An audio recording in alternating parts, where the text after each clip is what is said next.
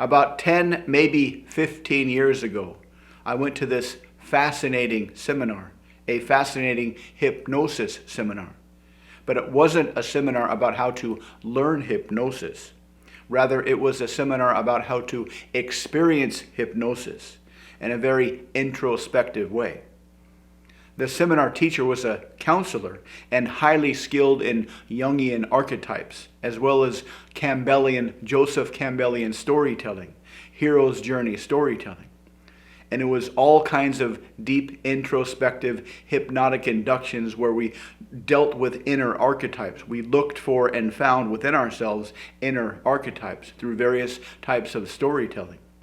And we did some exercises with other participants, and this one guy that I did a few exercises with was probably one of the most naturally charismatic, friendliest, attractive person I've ever met. Attractive personality, attractive energy type of guy. And this guy was nothing to look at. He was kind of tall, pretty skinny, didn't have an attractive face. But we went out for dinner one night after the seminar. The seminar was about 4 days long. And I was facing him. We were in this restaurant, and I could see the restaurant. He was just looking at me in the window behind me. And on the other side of the restaurant was a table with 3 girls. And they kept whispering to each other. They would like lean down and whisper to each other and then look over in our direction. They were looking at him. And I thought maybe this guy was famous or something, and I just didn't recognize him. So I asked him, I said, dude, are you famous? Those girls over there are like madly in love with you. They're totally checking you out. And he just kind of smiled and said, yeah, I get that a lot.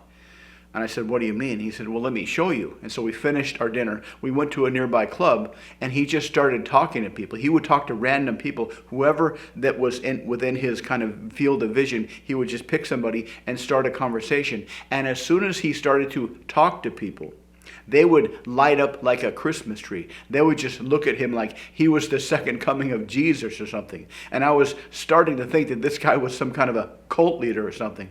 But the more he talked to people, the more people just looked at him like, oh my gosh, I can't believe I'm talking to you. That kind of a feeling like he was famous, but he wasn't famous. I said, dude, what's your secret? And he said, haven't you been able to tell through my conversations? I said, no, tell me. So we went to a quiet place. He sat down and he explained everything to me. He said when he was younger, this guy at the time of the story was in his maybe late 30s, early 40s. And he said when he was younger, just like any other guy, he wanted to improve himself, how he talked to girls. He wanted to do better with how he would talk to girls and get them interested in him. So he went through a whole lot of seminars. He went to all the seduction seminars, all the boot camps. He read all kinds of books and all kinds of programs. And he said that worked fantastically. All those techniques helped him to be able to talk to women much more charismatically, but he always felt it required a lot of conscious effort, and he didn't really like that. It took a lot of mental energy, like he was always playing chess with somebody, like he was always trying to figure out what they meant and what they said and what to do and how to respond, and if I do this and she does this, what should I do in response? And that was very, very tiring. And so he decided to ditch all the seduction techniques that he learned and just improve his natural self. And he discovered 2 very, very powerful principles. And he said the more he focused only on these 2 principles, the more natural it became. The more naturally people just started to approach him, both women and potential business opportunities. And I said, so what are these 2 principles? And he said the first principle is you have to find what I call the inner treasure archetype. He says everybody has this kind of inner treasure inside, your treasure archetype. And you have to get to the point where you can find this, you can appreciate this, and you are compelled to share this with other people. Like little kids, when they find something cool, they absolutely are compelled to share with other people. They are compelled to share their personality with other people. And he said the purpose is, or the idea is to get to the point where you like being yourself so much, you appreciate yourself so much that you can't wait to just share yourself with others. Like you find something in the world that's objectively super cool, you can't wait to tell people about that. You have to develop a feeling for yourself like this objective cool thing in the world, so you truly, genuinely appreciate yourself.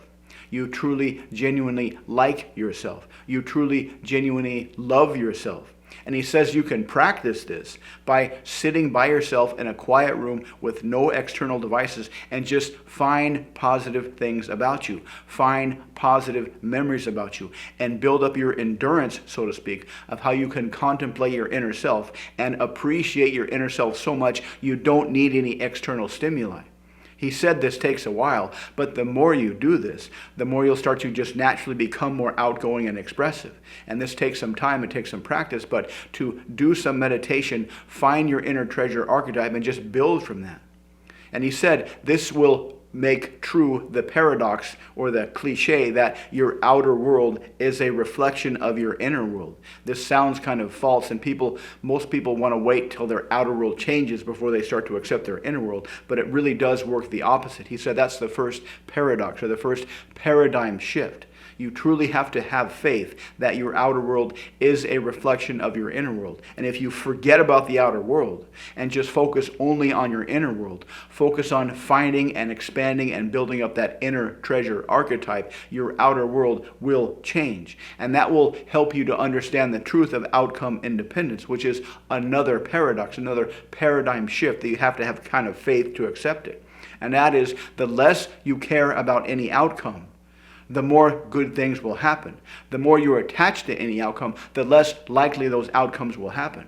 The more you just want to share yourself with others, the more you just want to experience that in-the-moment feeling of sharing yourself with others without worrying about what's going to happen on the outside, as a result, the more good things will happen. That's the first half, is to truly, genuinely appreciate being yourself. And the more you truly, genuinely appreciate being yourself, the more good things will happen, the more naturally charismatic you'll be. But the second half of the puzzle is to do the work, do the conversational work, shoulder the responsibility of doing the conversational work to find the inner treasure of other people. Whenever you start a conversation with anybody, shift your mind into the mind frame of, I'm going to find the treasure that is inside this person. And do the work to find that. Ask questions to elicit out the things they love to talk about themselves. Elicit their dreams, elicit their fantasies, elicit their past experiences that they love to think about so much. Elicit the parts about themselves that they like, that they want to share with others, that they love about themselves. And when you do this, it'll create this kind of synergistic emergent system of a positive reinforcement loop, a virtuous cycle of just massive charisma and good feelings. And all you really need is a few memories of doing this, a few experiences of doing this. And when you combine these two mindsets, the expressing your inner self, the love of yourself, the love of expressing your inner self, and the pattern and the desire and the experience of building out the inner treasure of other people, that will create this massively charismatic kind of flow that naturally flows with other people. And people will pick up on this subconsciously. People will notice this about you subconsciously. People will wonder why you are so charismatic. People will wonder why you are so attractive. And this does take time, but the more you meditate on yourself, the more you think about yourself, the more you look for good things inside yourself and practice contemplating these good things when you're sitting by yourself without any external stimuli, and just appreciate being with yourself. Appreciate living in your own skin. Appreciate your life. Appreciate your existence, and be compelled to share that with others without needing any response.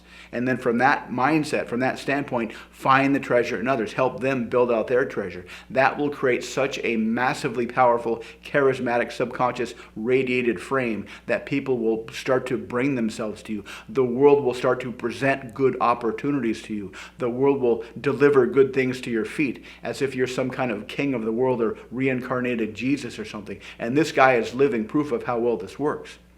And this is one of the reasons I've always been searching for hypnotic techniques and hypnotic ideas to help myself and other people do this. And if you'd like to learn more, please check out the links below. Thanks for watching. Please like and subscribe, and I'll see you next time.